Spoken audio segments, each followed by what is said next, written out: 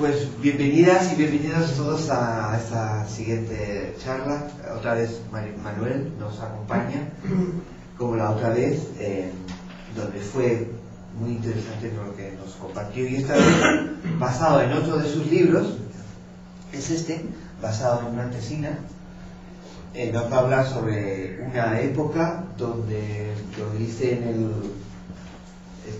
texto que ponemos, son las generaciones jóvenes, por suerte para ellos, para nosotros, no conocimos las experiencias y situaciones duras que hubieron de atravesar tantos gays como lesbianas, como transexuales, como bisexuales durante la dictadura franquista y los primeros años de la transición a la democracia española, y deberían de ser muy conscientes del riesgo que todavía existe, ya que un sector conservador y homófobo de nuestra sociedad estaría encantado de hacer desaparecer todos los logros conseguidos.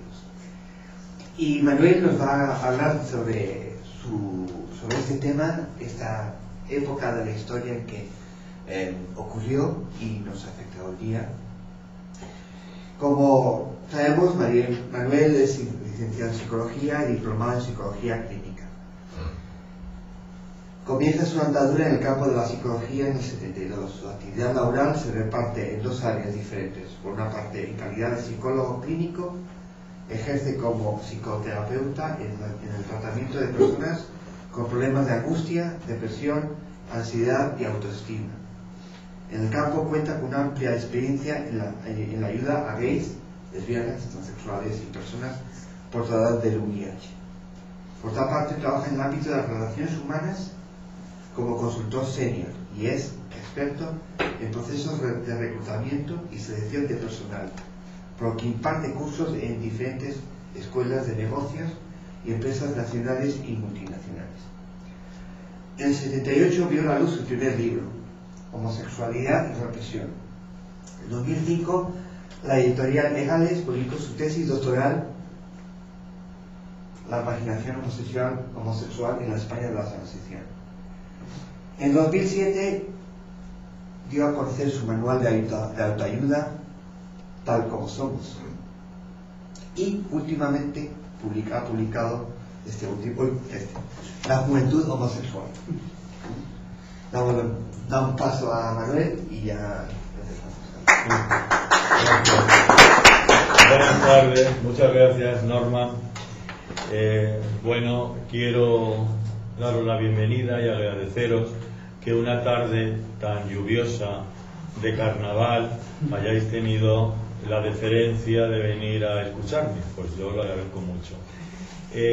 Esta charla que vamos a abordar hoy, la marginación homosexual en la España de la transición, tiene que ver bastante con mi vida, porque en realidad fue una tesis, esto os lo comento de entrada, un tanto atípica. Yo acabé mi carrera muy joven, en el año 72, tenía 22 años, que por cierto para mí ha sido un verdadero placer encontrarme con una persona que en aquel entonces, cuando yo empecé a hacer unos test escolares, pues le hice unos test escolares de orientación vocacional para saber si estudiaba mejor temas de ciencias o de humanidades, y que encima se acuerde de mí y que esté contenta de lo que le dije, pues bueno, pues es una satisfacción, porque ya han pasado unos meses de aquel entonces. Para todos. Para todos. Pero esta tesis fue, yo acabé mi carrera y empecé a escribir artículos relacionados con el tema gay lésbico, en revistas de aquel entonces de corte un tanto ácrata anarquista, como eran El Viejo Topo,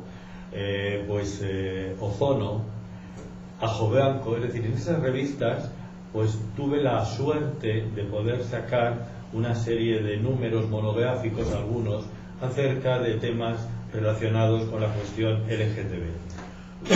En el año 78, con la Ley de Peligrosidad y Rehabilitación Social, pues tuve, no sé si fue el valor o un poquito la osadía, fui un poco osado, de sacar un libro que se llamaba y se llama, que todavía se puede conseguir, Homosexualidad y Represión, que era una síntesis de lo que iba a ser mi tesis doctoral.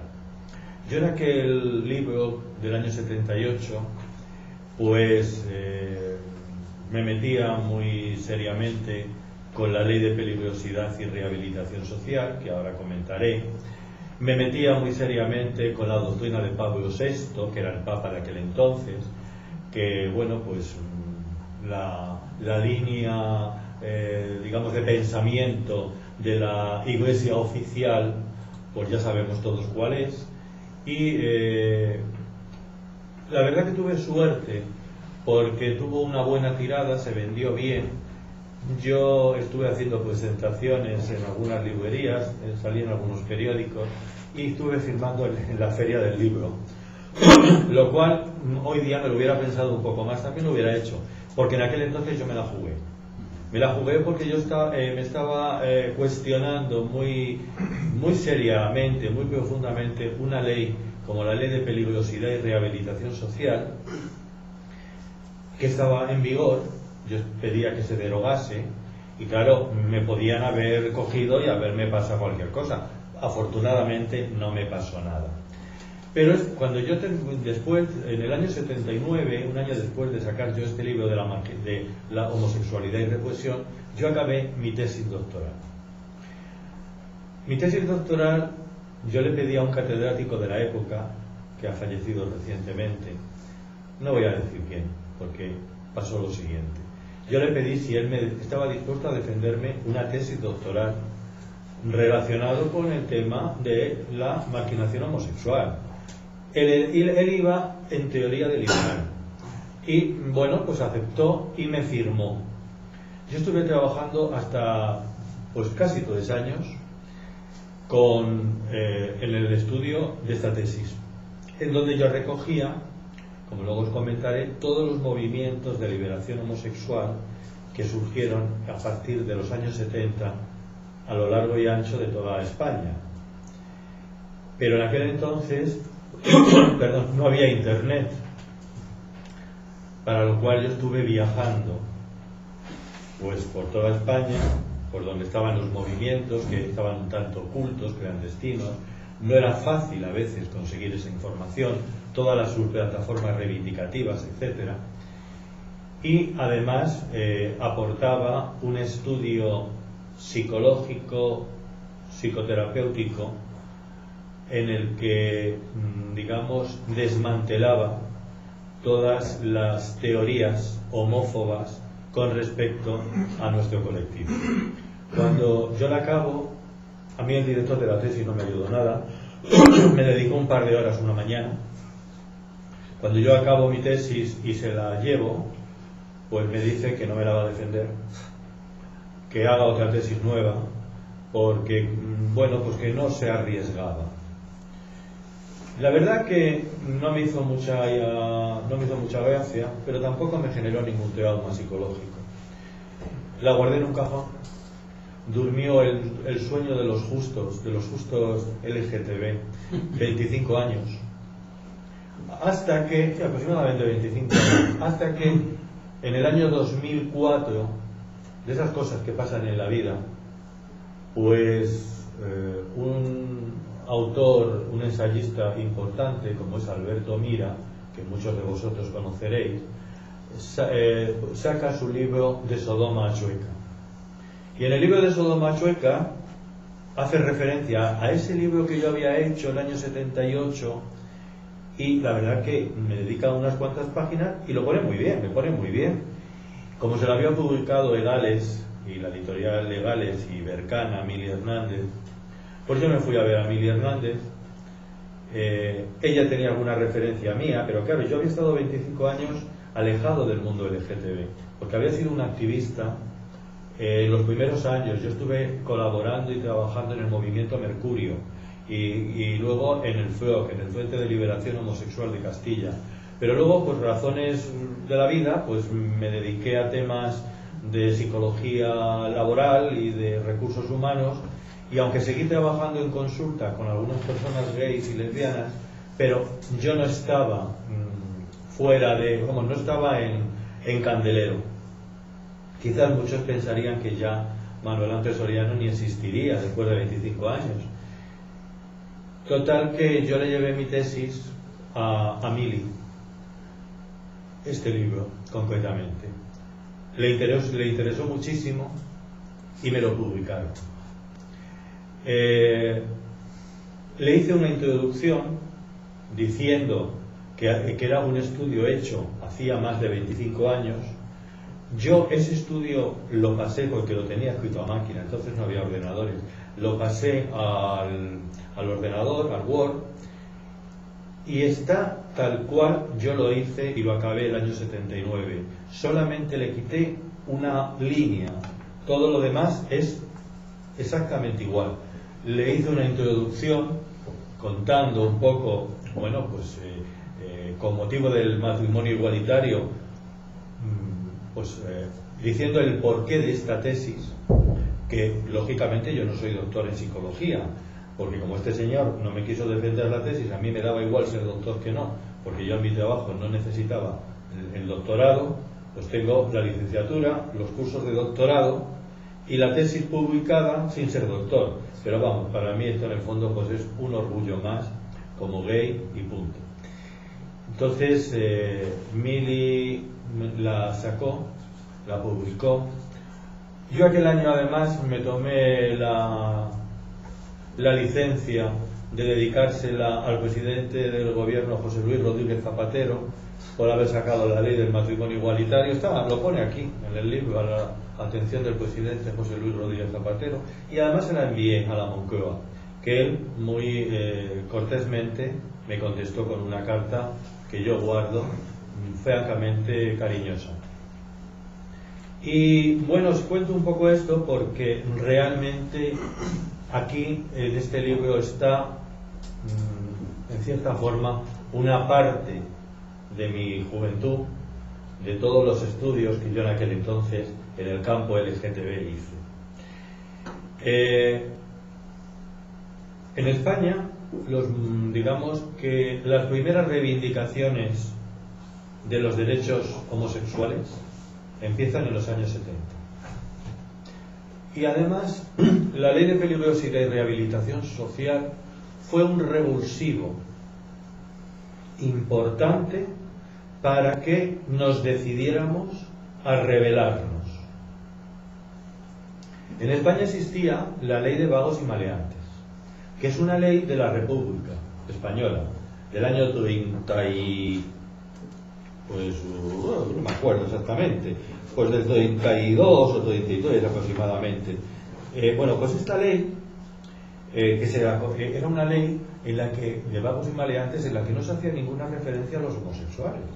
Era una ley, vamos a decir, pensada para reeducar, una ley positiva, reeducativa de todas esas personas, mendigos, gente que estaba vagabundos, etcétera.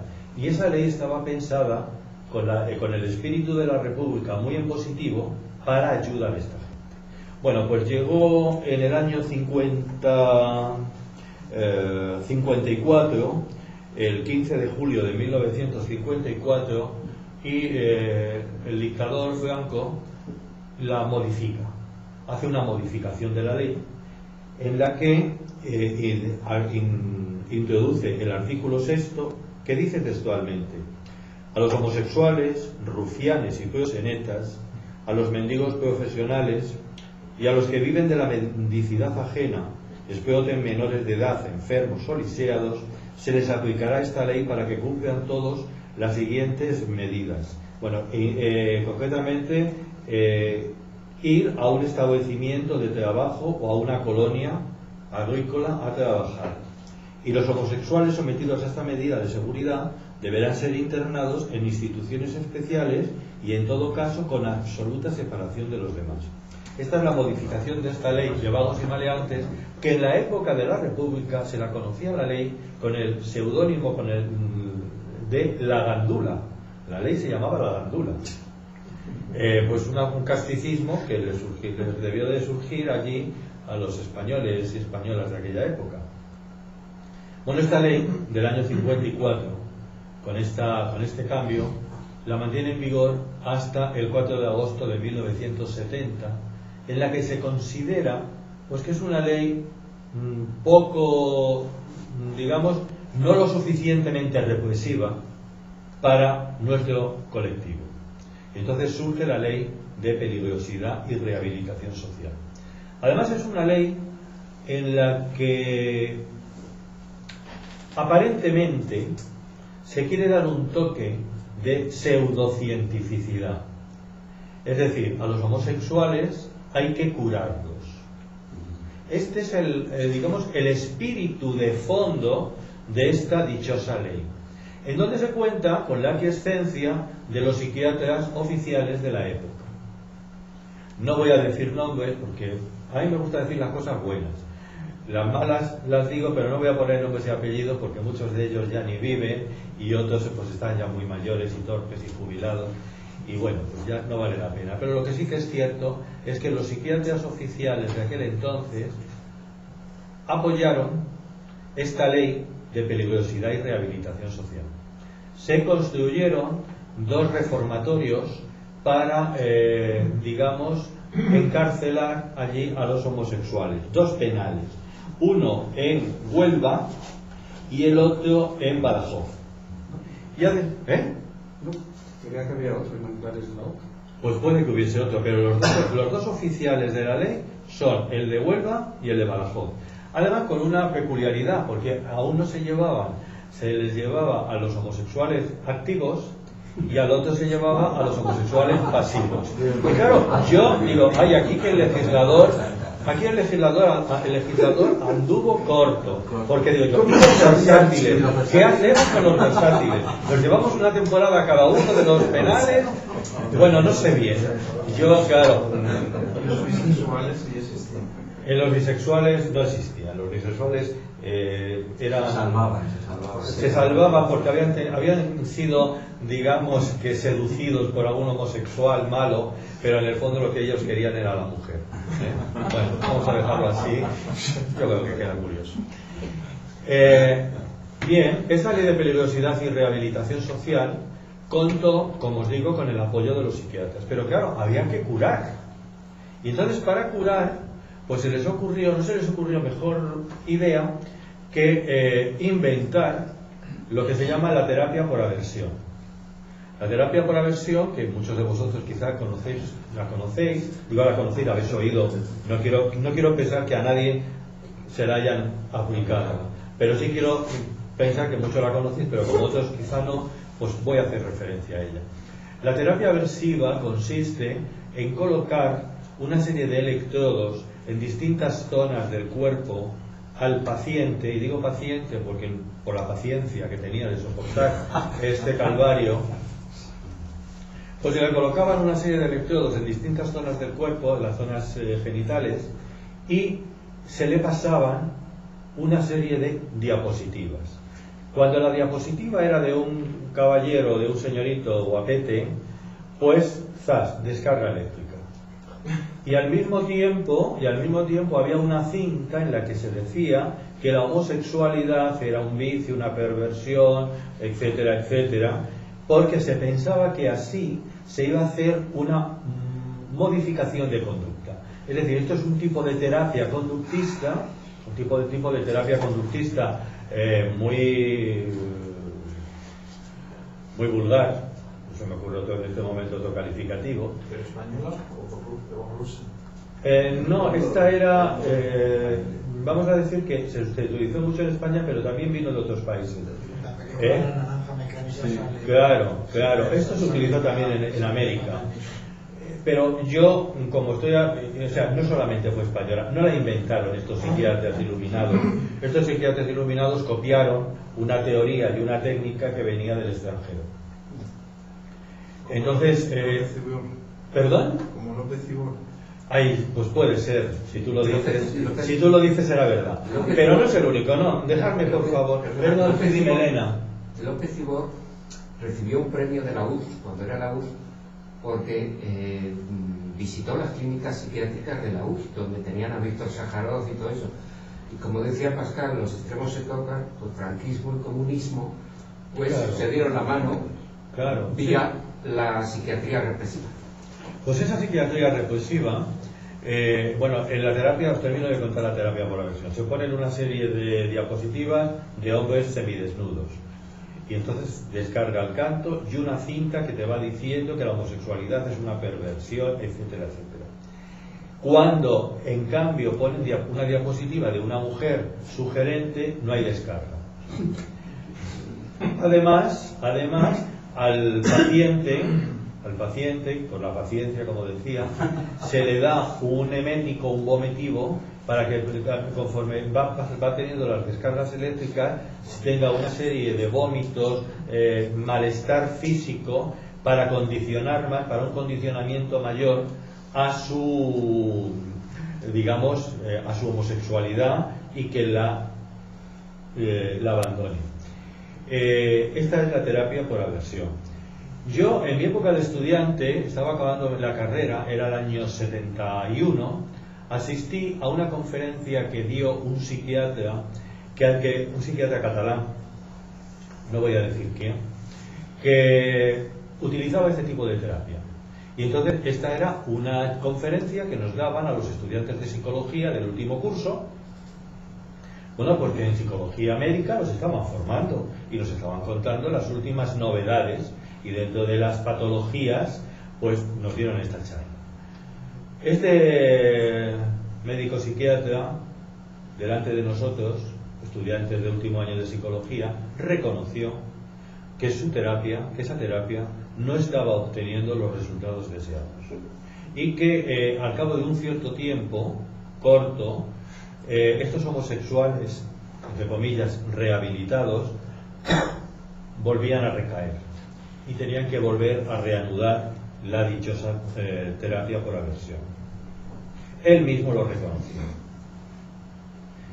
Yo quiero pensar que esto fue una terapia que se estuvo haciendo en España durante los años 70 hasta el 90. No lo quiero pensar, que hoy día pueda seguir pululando algún psiquiatra iluminado que siga haciendo este tipo de barbaridades.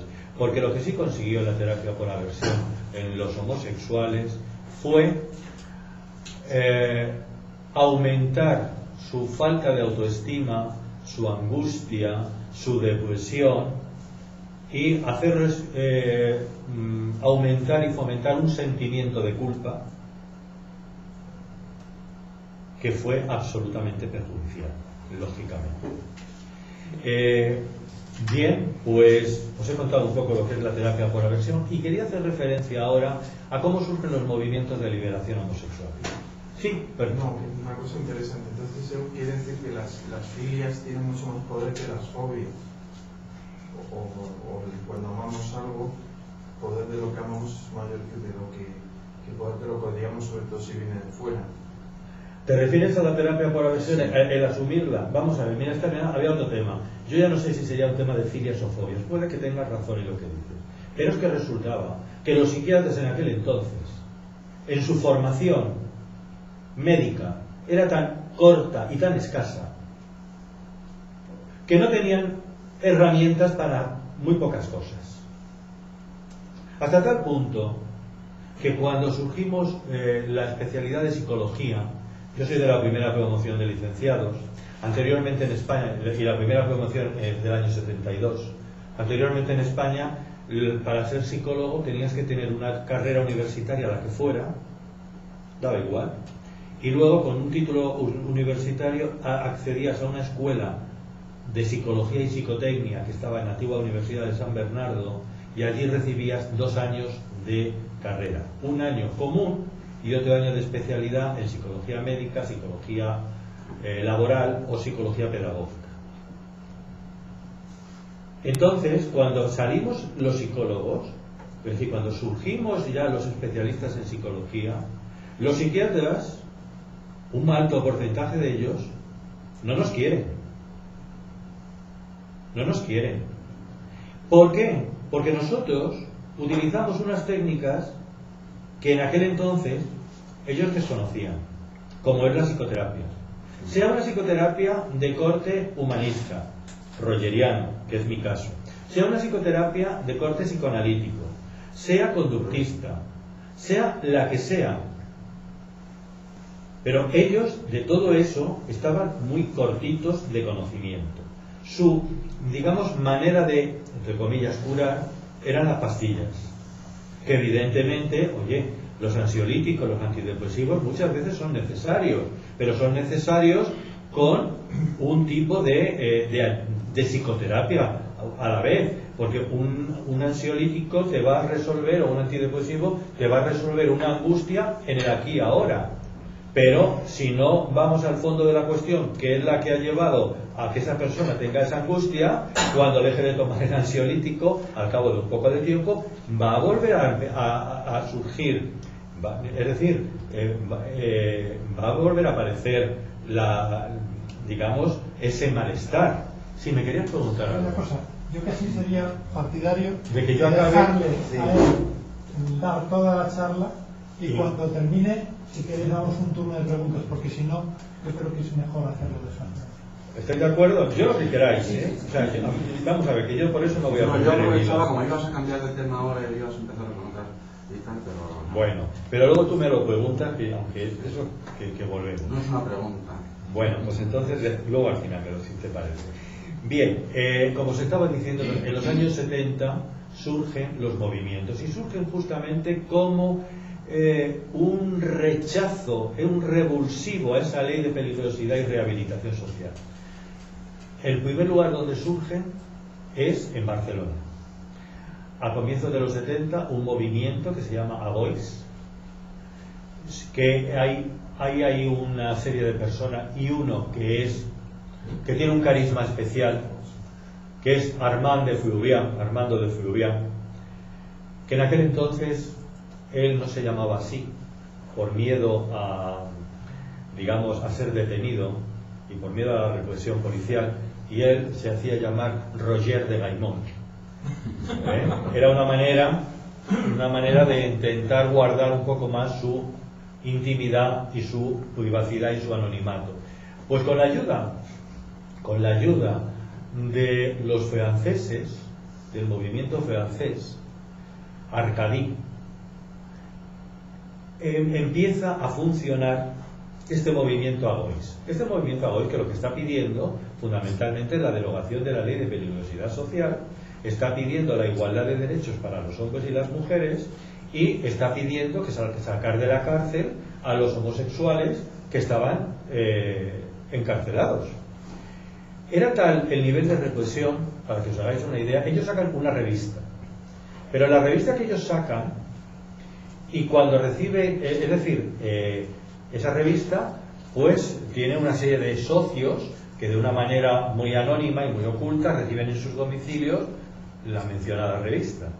Bueno, pues en vez de mandarla desde Barcelona a los que estaban suscritos a ella, esa revista se mandaba a Francia, y desde Francia se repartía por correos a las personas que estaban apuntadas a ella. Esto para que os hagáis una idea. Ya poco después, hacia 1975, con la muerte del dictador, surgen en Madrid varios movimientos. El movimiento Mercurio, el movimiento MDH, Movimiento Democrático Homosexual, y el movimiento FAR, el Frente de Acción Revolucionaria, que luego se van a fundir, se van a cohesionar en uno solo, que es el FLOC. No solamente, bueno, en Francia habían dos movimientos muy fuertes. Este movimiento Arcadie, que yo hago referencia a él, que lo dirigían dos intelectuales, André Bauduin y Marc Daniel, un filósofo y un historiador, que sacaron una revista que deberíais tenerla, porque es un material, vamos a decir, histórico importantísimo, que se llama Arcadie, y además en aquel entonces se empieza a utilizar un término que luego ha caído en desuso, que es el término homofilia y homófilo, en vez del término homosexual, porque realmente Arcadie lo que intenta es que la sociedad nos acepte con naturalidad, Y entonces ellos van andando y haciendo las cosas con sumo cuidado para no molestar, para que los heterosexuales acepten una realidad, pero que no les resulte excesivamente molesta. Pero con la llegada del Mayo francés, el Mayo del 68, ahí surge el movimiento FARC en Francia, que también tiene una gran importancia para nosotros en cuanto a ideologías. Pues bien, como os digo, hacia el año 75 surgen estos movimientos. Y hay una fecha importantísima, que es la primera salida del armario social que se hace en España. Esa fecha es el 21 de mayo de 1977. Porque el 21 de mayo de 1977, en una rueda de prensa celebrada en el Club de Amigos de la UNESCO en Madrid, los grupos homosexuales, Agrupación Mercurio para la Libertad Homosexual, EGA, Euskal Herriko Gay Askapen Mugimendua, del País Vasco, FACI, Front de Liberament Gay de las Islas Baleares, el FAB, Front de Liberament Homosexual del País Valenciano, FAR, Frente Homosexual de Acción Revolucionaria de Granada y Madrid, MDH, Movimiento Democrático de Homosexuales de Madrid, MHA, Movimiento Homosexual Aragonés, MLH, Movimiento de Liberación Homosexual de Granada, y UDH, Unión Democrática Homosexual de Málaga. Fijaros la cantidad de movimientos que en el año 77 surgen. La cantidad de movimientos. Pues dan a conocer en la Club de Amigos de la UNESCO a una veintena de periodistas y a unos pocos profesionales dedicados a las ciencias humanas un comunicado en el que se pedía al ministro de Justicia de aquel entonces, Landelino Lavilla, la inmediata derogación de la Ley de Peligrosidad y Rehabilitación Social, así como la disolución de los tribunales que la aplicaban, e igualmente una amnistía para todos los homosexuales condenados por la dichosa ley, con la consiguiente cancelación de antecedentes penales y destrucción de los registros previstos por la misma. Y conjuntamente a dicho acto había una carta firmada por unas 6.000 personas que fue enviada al propio ministro. La repercusión social que tiene este acto, esta salida del armario en el Club de Amigos de la UNESCO y la aparición en el diario El País al día siguiente de toda la información, pues es tal que ya pone de manifiesto esa repercusión social, la necesidad de acabar con toda la ley. No estamos pasando las transparencias. Puedes con el dedo si quieres. Vale.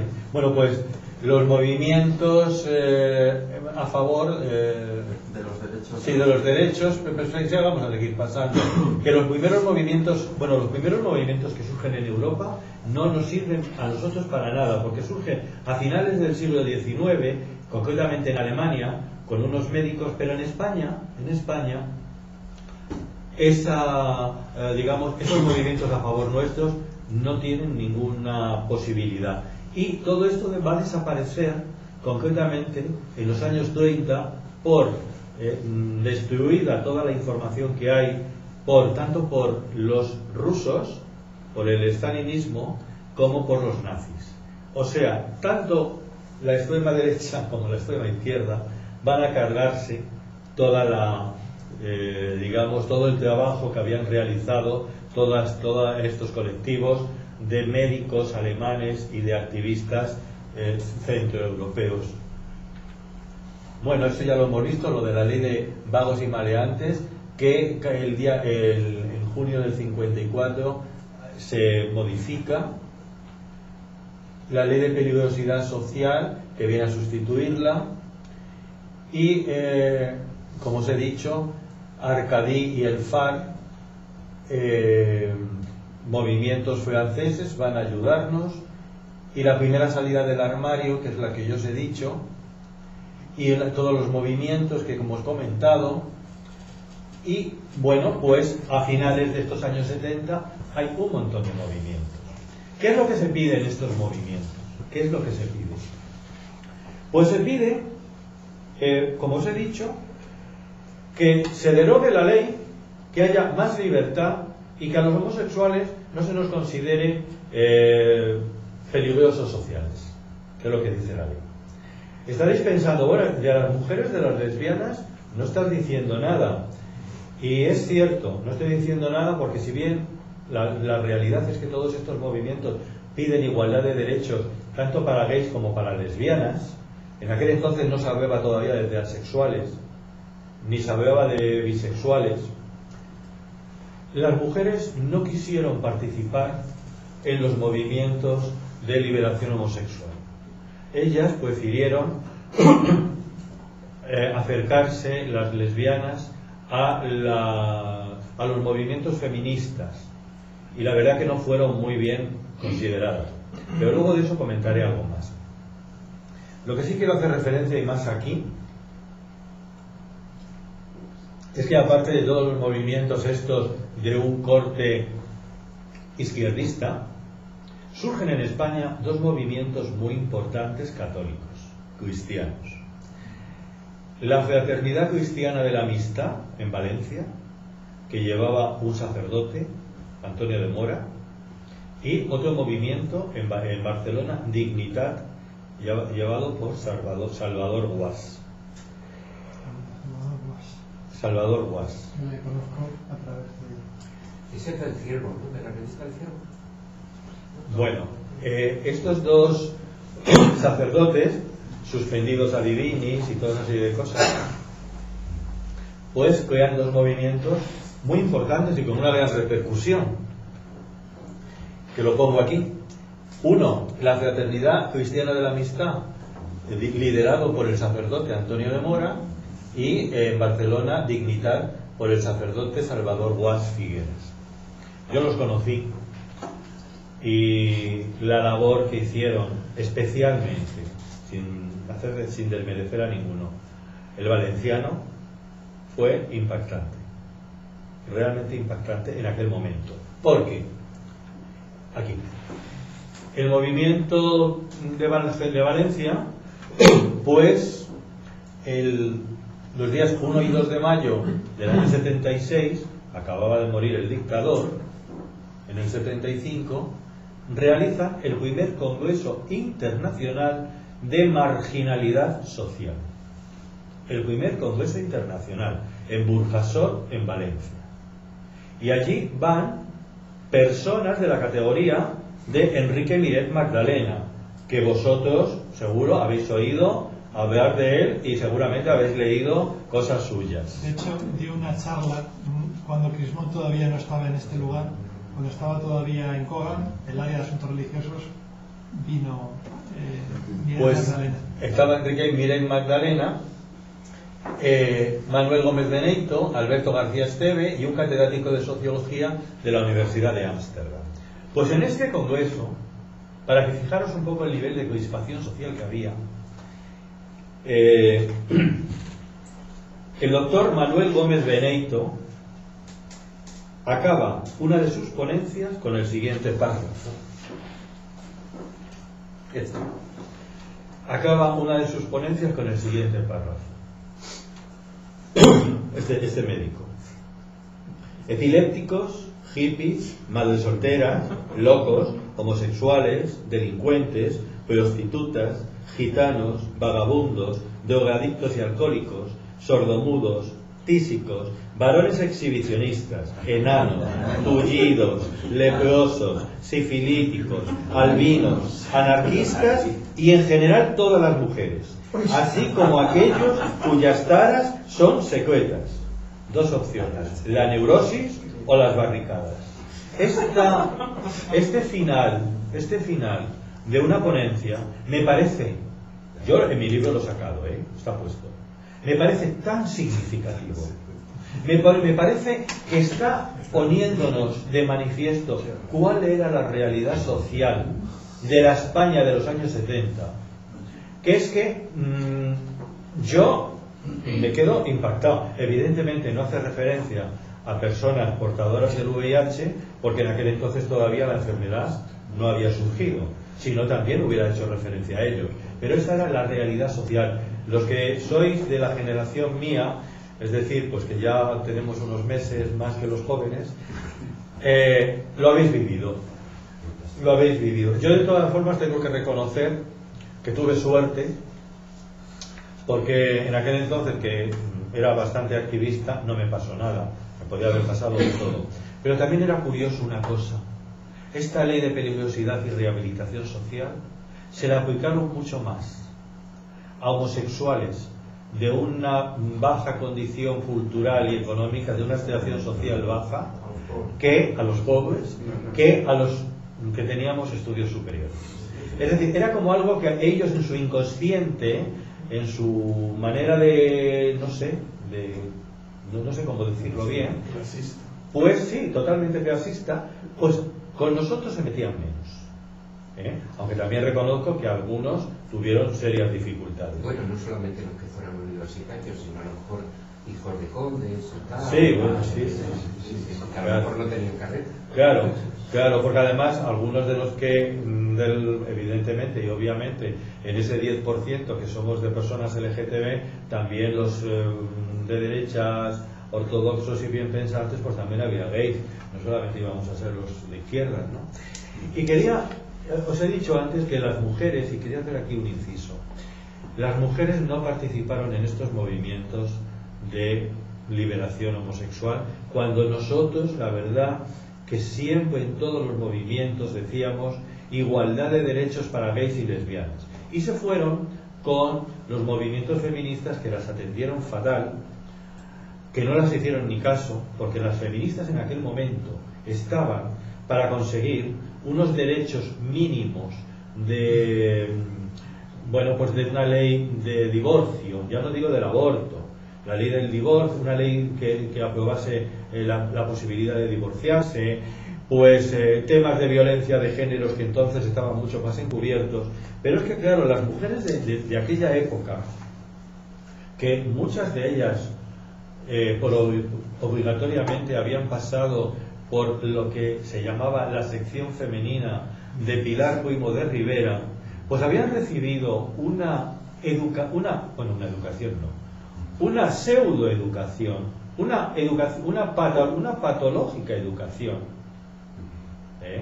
que, bueno, estaban bastante lejos todavía de los hombres y de los hombres homosexuales. Porque Pilar Cuimo de Rivera, hermana de José Antonio, en el año 1942 escribía, os lo voy a leer porque es muy divertido. Digo que es muy divertido porque lo vamos a ver a estas alturas de una manera lúdica, porque si lo tomamos en serio y aquí es muy duro, y las mujeres especialmente se pueden enfadar, y con razón. Dice esta señora, soltera, era soltera, oye, yo como lo sé lo digo, las mujeres nunca descubren nada, les falta desde luego el talento creador reservado por Dios para inteligencias varoniles. Dice ella textualmente, nosotras no podemos hacer nada más que interpretar, mejor o peor, lo que los hombres nos han hecho. Pero ella continúa dando lecciones, y por ejemplo de las mujeres, vamos a decir, de talante liberal, lo que hoy día diríamos, bueno, hoy día no diríamos así, lo digo yo en plan lúdico, señoritas de moral descuidada, o de honor distraído, bueno, da igual. Dice, las malas mujeres, o mujeres descarriadas, dice textualmente ella, la mujer sensual tiene los ojos hundidos, las mejillas descoloridas, transparentes las orejas, apuntada la barbilla, seca la boca, sudorosas las manos, quebrado el talle, inseguro el paso y triste todo su ser. Espiritualmente el entendimiento se oscurece y se hace tardo a la reflexión. También ella aconseja muy seriamente a las mujeres que se casan, a las casadas. y le dice a las mujeres casadas: ten preparada una comida deliciosa para cuando él regrese del trabajo. Ofrécete a quitarle los zapatos. Habla en tono bajo, relajado y placentero. Prepárate, retoca tu maquillaje, coloca una cinta en tu cabello. Su duro día de trabajo quizá necesite de un poco de un poco de ánimo. Y uno de tus deberes es proporcionárselo. Durante los días más fríos debéis preparar un fuego en la chimenea para que él se relaje frente a él. Eso era el paño delante. Preocúpate por su comodidad. Te proporcionará una satisfacción personal. Minimiza cualquier ruido. Salúdale con una cálida sonrisa y demuéstrale tu deseo por complacerle. Escúchale, déjale hablar primero. Recuerda que sus temas de conversación son más importantes que los tuyos. No te quejes nunca si llega tarde, o si sale a cenar o a otros lugares de diversión sin ti. Intenta comprender su mundo de tensión y estrés. Haz que se sienta a gusto, que repose en un sillón cómodo. Ten preparada una bebida fría o caliente para él. No le pidas explicaciones acerca de sus acciones o cuestiones, su juicio o integridad. Recuerda que él es el amo de la casa. Anima a tu marido a poner en práctica sus aficiones e intereses y sírvele de apoyo sin ser excesivamente insistente. Si tú tienes alguna afición, intenta no aburrirle hablándole de esta, ya que los intereses de las mujeres son triviales comparados con los de los hombres. Al final de la tarde limpia la casa para que esté limpia de nuevo en la mañana. Y luego, no voy a seguir, pero dice que si tu marido te pidiera si él siente la necesidad de dormir, que sea así.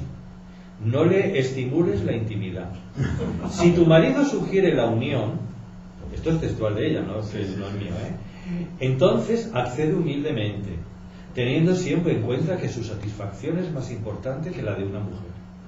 Cuando alcance el momento culminante, un pequeño gemido por tu parte es suficiente para indicar cualquier goce que hayas podido experimentar. Si tu marido te pidiera prácticas sexuales inusuales, sé obediente y no te quejes. No voy a seguir leyendo más. Yo creo que la sección femenina ha sido una gran fábrica de lesbianas. Me parece a mí. Yo la verdad no conozco la estadística ahí, pero lo que sí que es cierto, todo esto es de un artículo que yo escribí para una revista que era un número monográfico dedicado a la violencia de género. Y yo digo que la violencia de género muchas veces es la consecuencia de la educación que se ha recibido, y esa educación de la sección femenina ha tenido una gran importancia en lo que ha sido la violencia de género. Y hago referencia, pero aquí, tampoco quiero alargarme demasiado, la relación que hay entre la ideología de Pilar Primo de Rivera y la música y la canción española, la cover. Solamente os leo un cachito de una. Porque claro, cuando una señora, por ejemplo Concha Piquero, cualquiera, da igual, porque a fin de cuentas ellas cantan las canciones aquí de Quintero, León y Quiroga, dice: si tú me pidieras que fuera descalza, pidiendo limosna descalza yo iría. Si tú me dijeras que abriese mis venas, un río de sangre me salpicaría. Si tú me pidieras que a fuego me echase, igual que madera me consumiría. Que yo soy tu esclava y tú el absoluto, señor de mi cuerpo, mi sangre y mi vida. Y a cambio de eso, que bien poco es, oye lo que quiero pedirte a mi vez. Dime que me quieres, dímelo por Dios, aunque no lo sientas, aunque sea mentira, pero dímelo. Evidentemente, esta es una educación. Esto es una educación que lo estamos ahora diciendo de una forma muy divertida, pero que es la educación que recibieron nuestras madres, y quizás algunas de las hermanas de los que sois más mayores. Y eso deja un pozo. Claro, vuelvo y retomo el tema. Las mujeres educadas con esta ideología, ¿cómo van a ser capaces de digamos, ya ir y participar en los movimientos de liberación homosexual?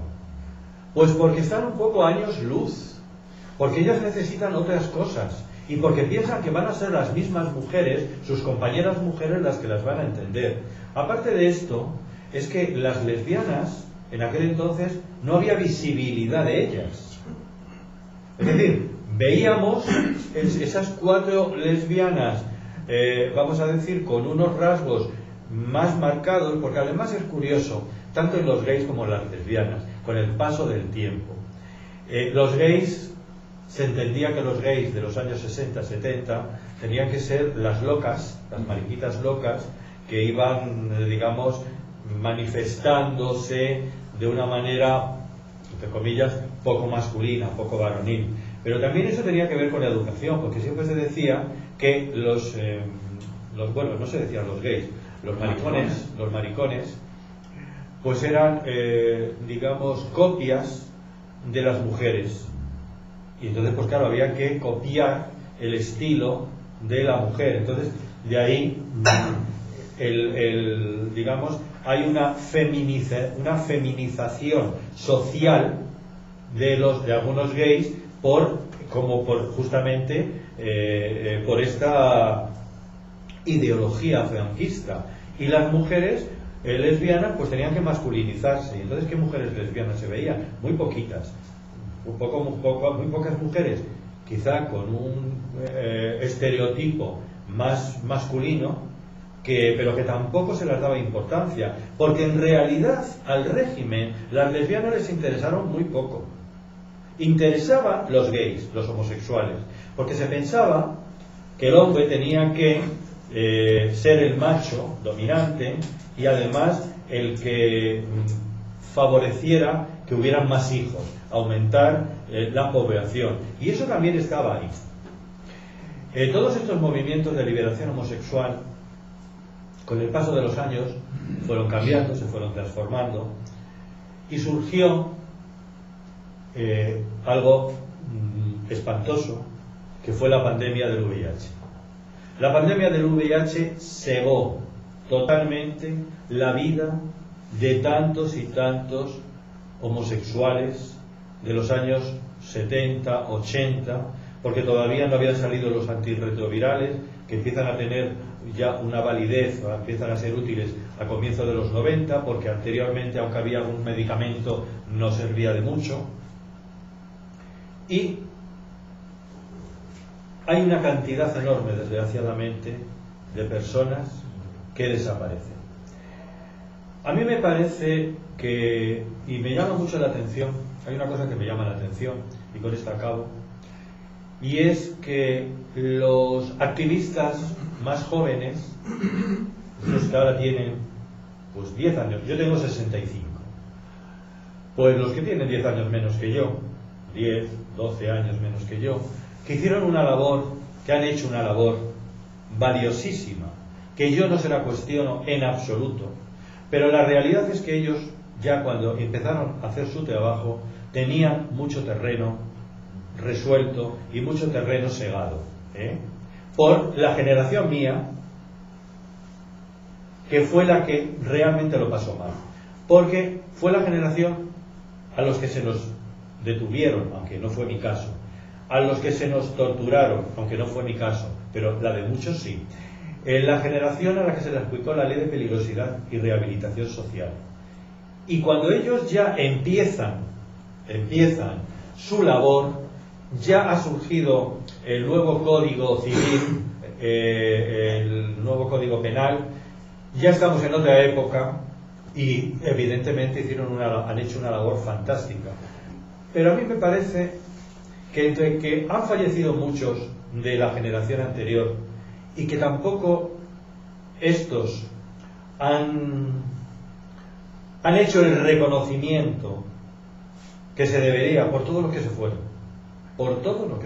no lo digo por mí, por Dios, en absoluto, no estoy hablando por todo el colectivo de personas que lo hicieron entonces. Y sí me llama la atención.